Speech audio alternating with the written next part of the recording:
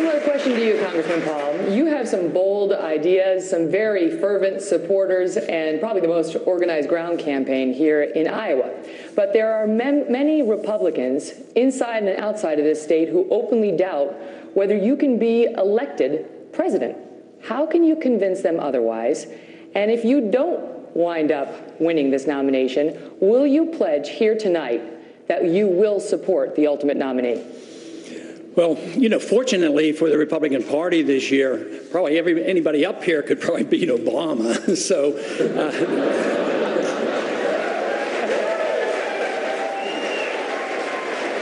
so the challenge isn't all that great on how we're going to beat Obama. I think he's beating himself. I think really the question is what do we have to offer? And I have something different to offer. I emphasize civil liberties. I emphasize a pro-American foreign policy, which is a lot different than policemen of the world. I emphasize, you know, monetary policy and these things that the other candidates don't talk about. But I think the important thing is the philosophy I'm talking about is the Constitution and freedom. And that brings people together. It brings independence into fold and it brings Democrats over on some of these issues. So therefore, I see this philosophy as being very electable because it's an American philosophy. It's the rule of law. And it means that, you know, we ought to balance the budget. It opens up the door for saying, supporting my willingness to cut $1 trillion out of the budget the first year. Congressman Paul.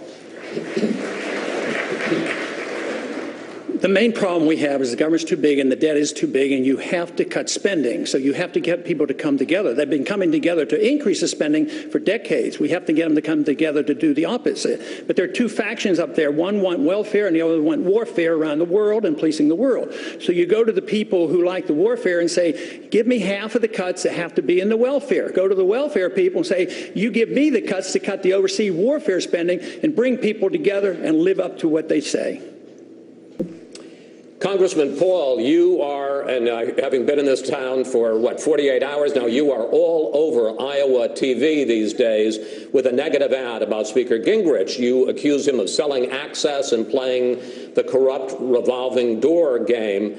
What about the explanation you just heard that he's in the private sector and this is free enterprise?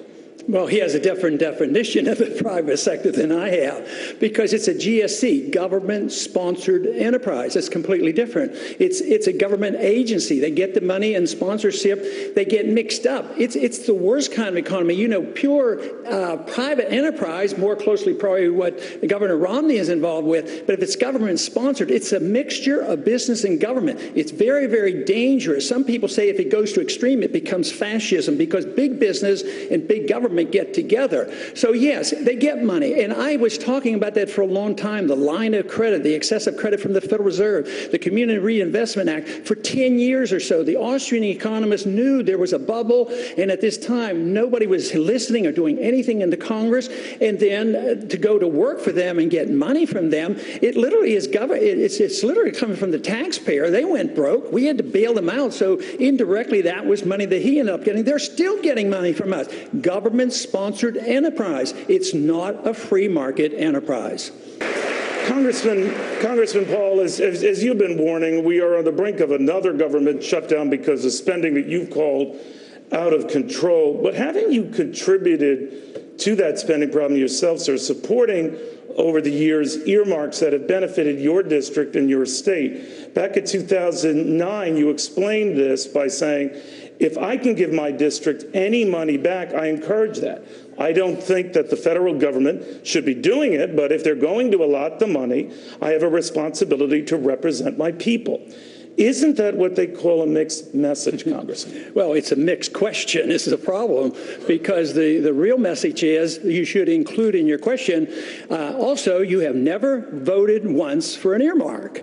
No, it's a principle that I deal with, because if the government takes money from you and you fill out your tax form, you take your deductions. I look at that the same way in our communities. They take our money, they take our highway funds, and we have every right to apply for them to come back. Matter of fact, it's a bigger principle for me than that. I think this whole thing is out of control on the earmarks, because I think the Congress has an obligation to earmark every penny, not to deliver that power power to the executive branch. What happens when you don't vote for the earmarks, it goes into the slush fund, the executive branch spends the money, then you have to grovel to the executive branch and beg and plead and say, oh, please return my highway funds to me. So it's this whole principle of budgeting that is messed up, but I never voted for an earmark, but I do argue the case for the people I represent to try to get their money back if at all possible. But isn't that the same thing of having your cake and eating it too? You can complain about earmarks, but then if there are provisions there that help your district or your state, that's different. If 434 other members felt the same way, how would we ever fix the problem? Yeah, but you're missing the point. I don't complain about earmarks because it's the principle of the Congress meeting their obligation. But if everybody did what I did, there would be no earmarks. The budget would be balanced and we'd be cutting about 80% of the spending. So that would be the solution. But you also want to protect the process. You want to emphasize the responsibility of the Congress in not delivering more power to the president. I would be a different kind of president. I wouldn't be looking for more power.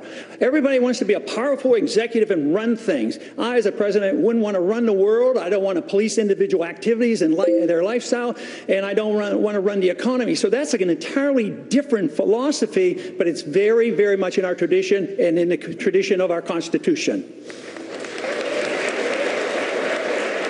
Congressman Paul, let me ask you, do you believe in what the two candidates have said, that it would potentially be okay to abolish courts like the Ninth Circuit Court of Appeals entirely, or judges impeach them, if Congress and the president don't decide they don't like their rulings? Well, the Congress can get rid of these courts. If a judge misbehaves and is unethical and gets into trouble, the proper procedure is impeachment. But to subpoena judges before the Congress, I'd really question that. And if you get too careless about abolishing courts, that could open up a can of worms, because there could be retaliation. So it should be a more serious. Yes, we get very frustrated with this, but the whole thing is, if you just say, well, okay, there are 10 courts, let's get rid of 3 this year because they ruled a way we didn't like.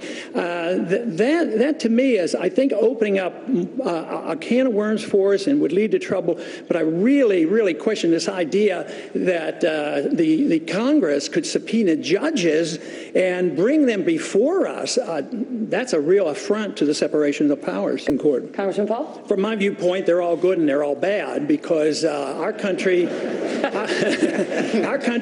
a long time ago split freedom up into 2 pieces: personal liberty and economic liberty. And the judges, as is the Congress, as a nation, think it's 2 issues. It's but 1 issue, so therefore Congress is split on this issue as well as our judges. Last chance to say your name.